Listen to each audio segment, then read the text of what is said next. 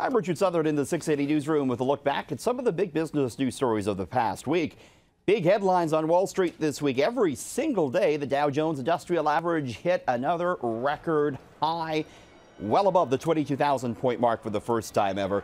Strong earnings and improving economy in the U.S. and Canada and elsewhere has really propelled the U.S. stocks higher. The TSX had a winning week, but it's still negative on a year-to-date basis.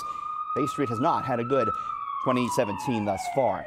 Right, meantime, we found out this past week that prices are going up at Tim Hortons, the ubiquitous coffee and donut chain, hiking the price of its coffees and its breakfast sandwiches by 10 cents.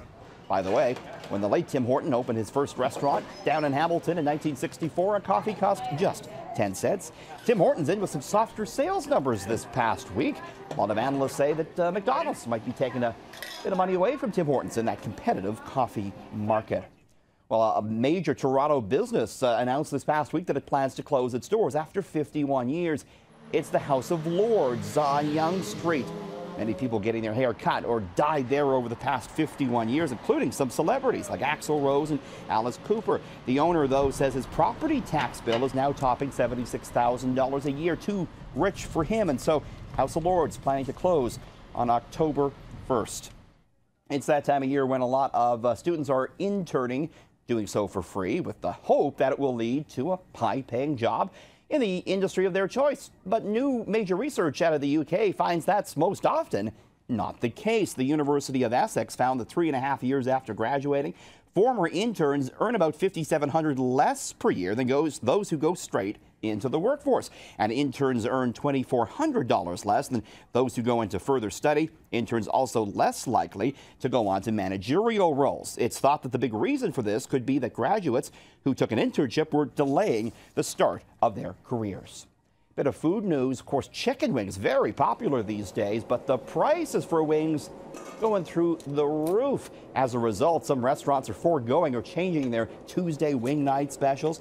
The wholesale price for chicken wings about $2.90, up sharply from a year ago. There's also been a situation where we've seen the slowing of chicken wings crossing the border from the U.S. Into Canada. It's so bad that Buffalo Wild Wings, the big publicly traded U.S. restaurant chain, saw its profits drop 63% in the second quarter, and it's blaming those higher input costs for wings. Sticking with the chicken theme, KFC came out with new TV commercials this past week. Tell me what you think. Is this good advertising or just plain creepy? Colonel Harlan Sanders is coming back from the dead. There he is, the colonel, the actual colonel in this commercial, which looks like it's shot in the 60s. But behind the colonel, modern day teenagers in modern dress. A little bit creepy, do you think? KFC utilizing some old footage of its creator. The real Harlan Sanders passed away in 1980 at the age of 90. In the 680 newsroom, Richard Southern, City News.